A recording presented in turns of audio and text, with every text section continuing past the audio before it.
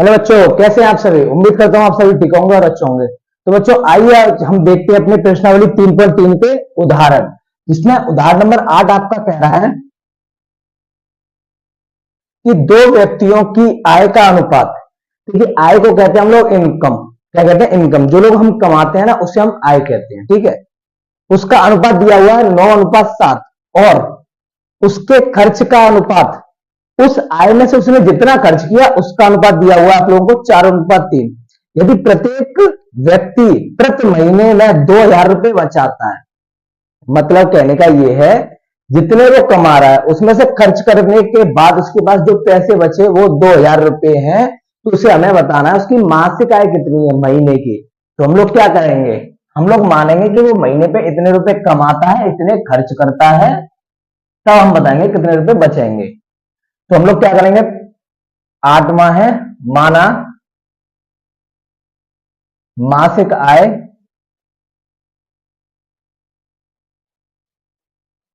X है, ठीक है। क्या है? मासिक आय हम लोगों ने एक्स मान ली, तथा मासिक खर्च हम लोगों ने वाई मान लिया। क्या मान लिया? वाई। अब वो एक्स रुपए खर्च कर रहा है तो वो टोटल कितने? 9 रुपए।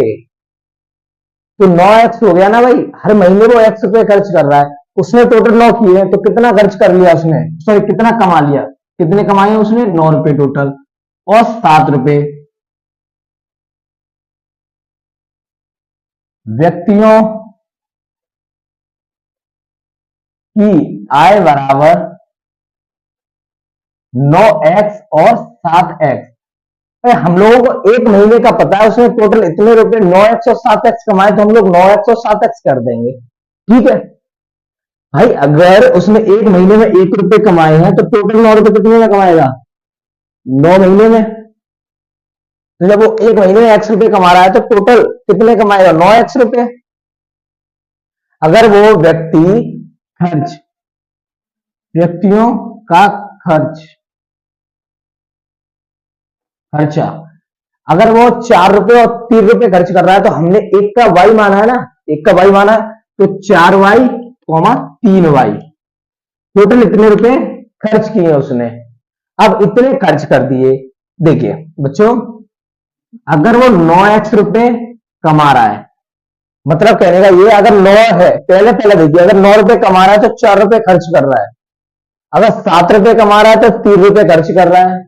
पहला पहले से कंपेयर करना है, दूसरा दूसरे से करना है। अगर वो 9x रुपए कमा रहा है तो 4x खर्च भी कर रहा है। अगर वो 7x कमा रहा है तो वो 3x खर्च कर रहा है।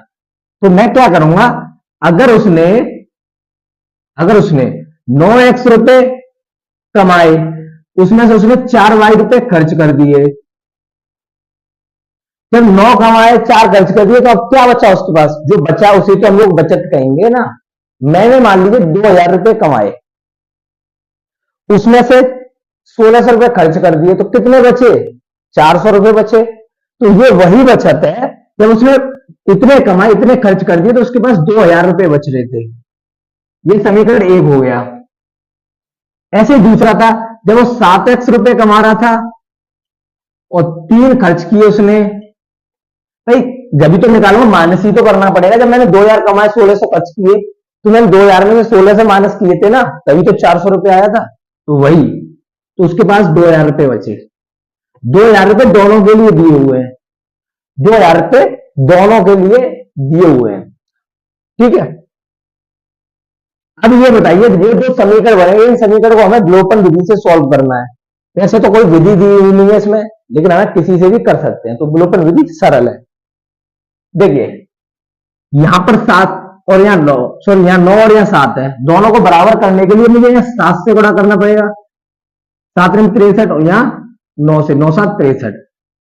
अगर हम y को बराबर करें तो यहां मुझे 3 से करना पड़ेगा, 4 3 12, और यहां पर 4 से। मैंने बताया था ना, अपोजिट कर देना है। 4 दूसरे वाले में कर देना है, यहाँ 3 है तो पहले वाले में कर देना है, उल्टा गुणा कर देना है। या फिर आप लोग एलसीएम निकाल लीजिए, दोनों का एलसीएम बाहर आ रहा है, ठीक है। तो मैं 3 से और 4 से सरल रहेगा हम लोगों का, इसलिए मैं कर रहा हूं। तो समीकरण 1 में 3 से व समीकरण 2 में 4 से गुणा करने पर, भाई 3 का 9 से करेंगे, 9 थी 27x, 3 का 4 से, 4 तिया 12, 3 का 2 से, 3 दूनी 6, 6000 हो गया। ये समीकरण 3 बन गया।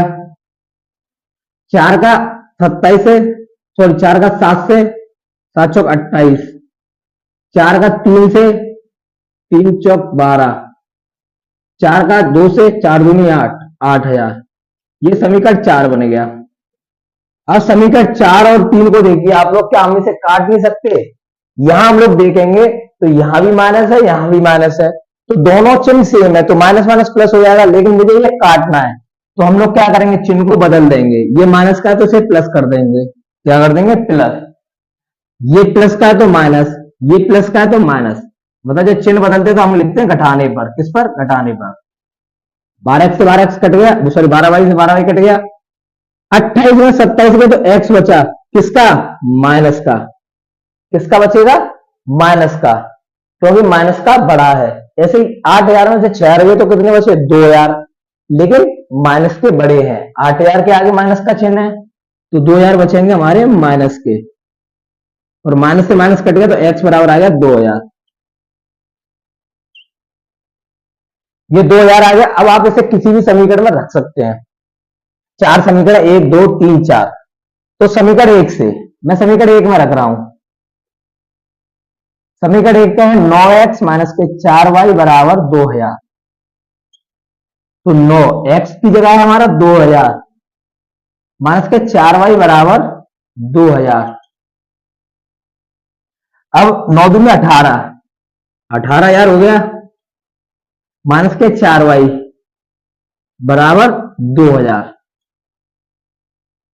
ठीक है बच्चों, बराबर 2000। अब इस 18000 को मैं उधर ले जाऊंगा तो किसका हो जाएगा? माइनस का, तो 2000 माइनस 18000, 4y माइनस के 2000 में से 18000 गई तो कितना बचा? तो जाएगा ही नहीं, तो हम लोग 18000 में से 2000 गई तो 16000, लेकिन माइनस का बड़ा है तो माइनस का बचेगा, माइनस से माइनस कट गया। y बराबर 16000 बट्टे 4, तो y बराबर 4 से 16 4 बार, तो 4000। भाई 16000 के 4 टुकड़े करेंगे तो 4000 बचेगा नहीं बटेगा, तो 4000 आ गया। तो x बराबर 2000 और y बराबर 4000। तो यहां पर वो व्यक्ति टोटल मासिकाएं बतानी है, तो उसके महीने की पहली कितने महीने कितने कमा रहा है? 9x, हमने x माना था ना, तो मासिकाएं 9x हो गई ना, व्यक्तियों की आय 9x और 7x, मासिकाएं बराबर 9x, 9x की जगह कितना है हम लोगों का? 2000, तो 9 दूनी 18000, 18000 कमा रहा है। और दूसरा व्यक्ति 7x थी उसकी, तो 7 इंटू 2000, तो दूसरा व्यक्ति 14000 कमा रहा है। अब आप लोग अंदाजा लगा सकते हैं, पहला व्यक्ति 18000 कमा रहा है, वो 2000 बचा रहा है, तो खर्च कितना कर रहा है? 16000 रुपए खर्च कर रहा है। वो कितने? 16000। दूसरा व्यक्ति 14000 रुपए कमा रहा है, 2000 रुपए बचा रहा है, तो इसका मतलब 12000 रुपए वो खर्च कर रहा है। अगर आप ऐसे नहीं समझ रहे तो भैया y का मान रखिए, y का मान 4000 है, 4 चुक 16000, 16000 खर्च किए पहले व्यक्ति ने, ठीक है। दूसरे व्यक्ति की 3y, तो 3 की y की 4, 4 की 12000, दूसरे ने 12000 खर्च किए। तो ये क्वेश्चन इस प्रकार सॉल्व होना था। ठीक है बच्चों, उम्मीद करता हूं आप लोगों को ये समझ आया होगा। उदाहरण नंबर आपका 8 हो चुका है। अब उदाहरण नंबर 9 को करते हैं, आप लोग कीजिए बच्चों से नोट। आइए बच्चों अब देखते हैं उदाहरण नंबर 9। उदाहरण नंबर 9 क्या कह रहा है? विलोपन विधि का प्रयोग करके निम्नलिखित समीकरण के सभी संभव हल ज्ञात कीजिए। हमें बताना है इसके संभव हल ज्ञात करने हैं विलोपन विधि से। समीकरण दिया हुआ है 2x प्लस 3y बराबर 8, 4x प्लस 6y बराबर 7। यह समीकरण 1 है मेरा, और यह समीकरण 2। अब क्या मैं समीकरण 1 को समीकरण 2 के बराबर नहीं कर सकता? क्योंकि यहां पर छोटे हैं, अगर 2 से गुणा करूंगा 2 दूना 4x हो जाएगा, ठीक है, अगर इसमें गुणा करना पड़ेगा तो यहां से तो बराबर जाएगा ही नहीं। ठीक है, तो इसीलिए मैं समीकरण 1 में x को बराबर कर लेता हूं। समीकरण 1 में 2 से गुणा करने पर, ठीक है, तो अगर y बराबर करना चाहते हैं तो y में भी 2 से कर देंगे हम लोग, तो 3 दूनी 6y हो जाएगा। ठीक है, तो समीकरण 1 था 2x प्लस 3y बराबर 8। हमें 2 से गुणा करना था दोनों तरफ। ठीक है बच्चों, तो दोनों तरफ 2 से गुणा कर दिया। अब क्या हो गया, 2 दूना 4x, 2 तिया 6y, 8 दूनी 16, ये समीकरण 3 बन गया। अब समीकरण 1 तो हमने गुणा कर दिया, 3 बना लिया। अब 3 को और 2 को दे देंगे हम लोग। समीकरण 2 व समीकरण 3 से, समीकरण 2 क्या बच्चों, 4x प्लस 6y बराबर 7, और समीकरण 3 4x प्लस 6y बराबर 16। अब बच्चों y x को बराबर किया तो x से x कट सकती है, यहां y भी देखिए आप लोग, 6y से 6y भी कट सकती है, 4x से 4x। ठीक है, कुछ भी कट सकता है, तो हम करेंगे माइनस करने पर, क्योंकि चिन्ह सेम है। तो घटाने पर, किस पर, घटाने पर, तो 4x से 4x कट गया, 6y से 6y कट गया। इधर मतलब कहने का कुछ भी नहीं बचा, 0 बचा। लेकिन इधर 7 में से 16 गया तो 9 बचा, इसका माइनस का। तो आप देख सकते हैं बच्चों, कभी भी 0 और -9 बराबर होता है नहीं। जब कोई चीज बराबर होती ही नहीं है तो हम मान को निकाल ही नहीं सकते, मान निकाल ही नहीं सकते। अगर यहां पर 9 बराबर 9 भी आ जाता है, या -9 बराबर 9 आ जाता, या 0 बराबर 0 आ जाता, तो हम इसके अनेक मान निकाल सकते थे, x और y के अनेक मान हो सकते थे, अनेक हल हो सकते थे। लेकिन जब बराबर ही नहीं आया तो हम लिखेंगे यहां x और y का मान ज्ञात करना, या संभव हल पूछ रहा था, संभव नहीं है, संभव नहीं है। ठीक है बच्चों, अगर हमारा दोनों बराबर नहीं आ जाते, कहने का मतलब अगर x y कट जाते फिर भी कोई फर्क नहीं पड़ता, अगर ये दोनों बराबर भी आ जाते तो हम लोग कहते कि इसके अनेक हल हैं, x और y के मान हम कुछ भी रखें या कुछ ऐसा रख दें जिससे ये संतुष्ट हो जाए समीकरण, तो हम उसका मान निकाल सकते थे। लेकिन यहां तो दोनों बराबर ही नहीं है, इसीलिए हम x और y का मान नहीं निकाल सकते, का ज्ञात करना संभव नहीं है। तो उम्मीद करता हूं बच्चों उदाहरण नंबर 9 भी आपको समझ आया होगा। अब इस प्रश्नावली, इस चैप्टर का आखिरी उदाहरण है उदाहरण नंबर 10। आप लोग कीजिए बच्चों से।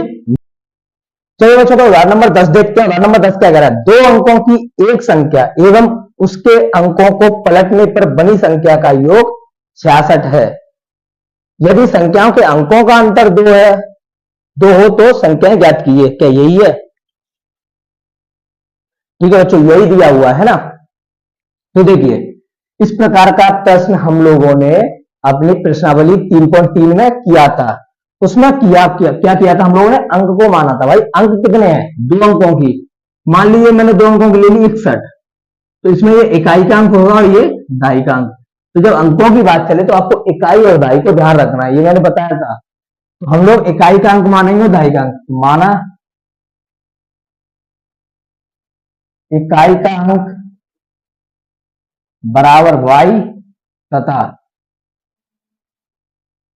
दहाई का अंक बराबर x, हम लोगों ने ये मान लिया।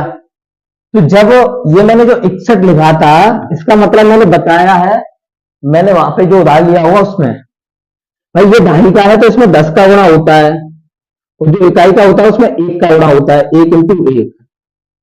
ठीक है बच्चों, जैसे कि 10 सिक्के 2, 10 सिक्के 60 और 1 एकल 1, दोनों को जोड़ेंगे तो आ गया ना 61। तो यही कहने का मतलब है, जो ढाई का होता है उसमें 10 का गुणा होता है, जो इकाई का होता है उसमें 1 का गुणा होता है, जो सैकड़े का होता है उसमें 100 का गुणा होता है। तो संख्या को हम इसी प्रकार बनाते हैं।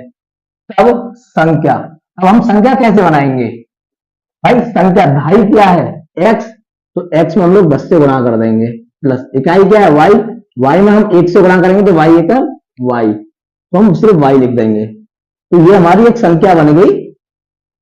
ठीक है, ये हमारी एक संख्या बनेगी 10x प्लस वाई। क्या बनी? 10x plus Y.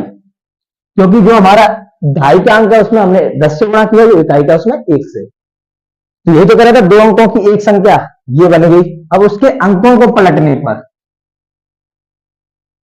अंकों को पलटने पर बनी संख्या, भाई अंक क्या है? 61 है। 61 को पलटूंगा तो एक आगे आ जाएगा, 6 पीछे आ जाएगा, 16 बन जाएगा। तो ऐसे ही भाई 10 से कोई फर्क नहीं पड़ा, यहां पर x और y को पलटा। अंक क्या है हमारे? x और y।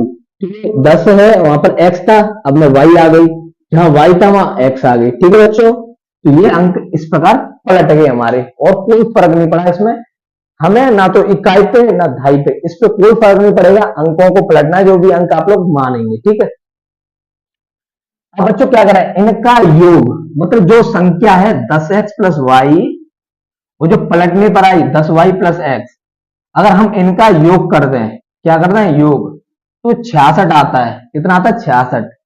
इसे सॉल्व करेंगे, 10x और 1x कितना हो गया? 11x, 1y और 10y कितना हो गया? क्योंकि प्लस प्लस प्लस 11y बराबर 66।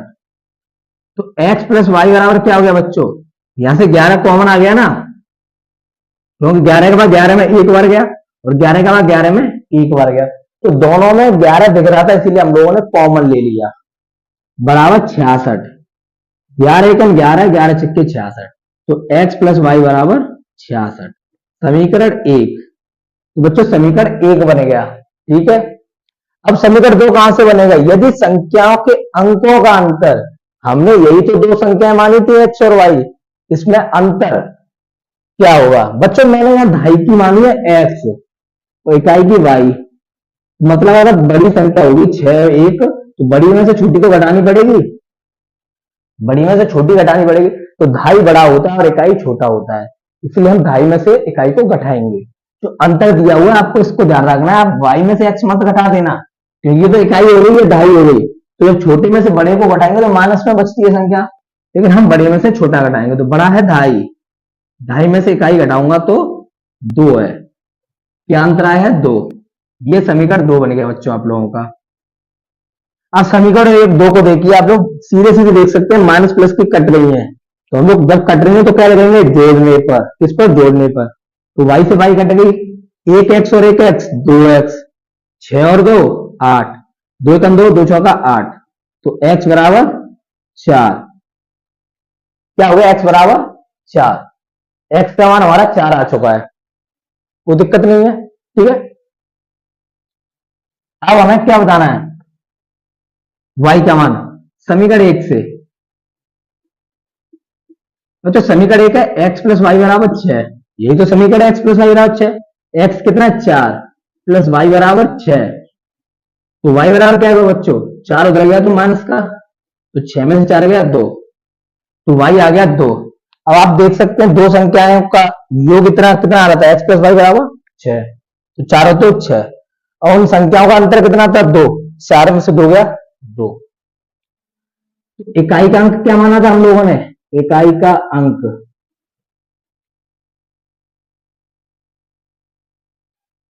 ठीक है, इकाई का अंक क्या है? y। y कितना आया? 2। और ढाई का अंक हम लोगों ने क्या माना था? ढाई का अंक x, x कितना आ गया? 4।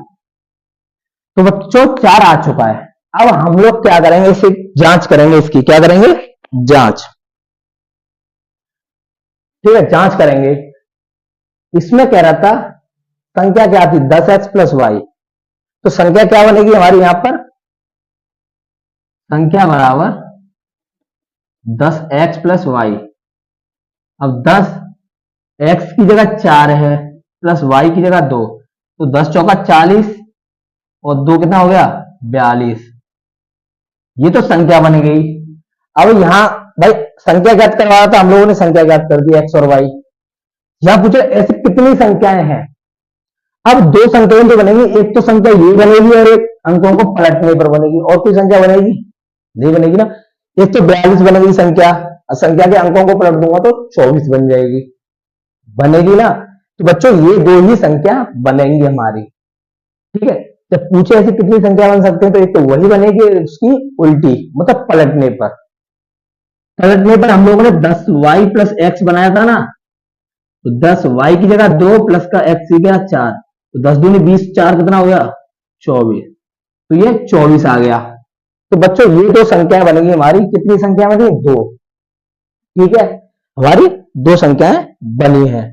तो उम्मीद करता हूं आप लोगों को ये उदाहरण समझ आया होगा, और इसी के साथ आपका चैप्टर नंबर 3 पूरी तरह से समाप्त हो चुका है, और चैप्टर नंबर 4 की शुरुआत हम कल से करेंगे अपनी। आज के लिए इतने का भी, बाय बाय, टेक केयर, जय हिंद बच्चों।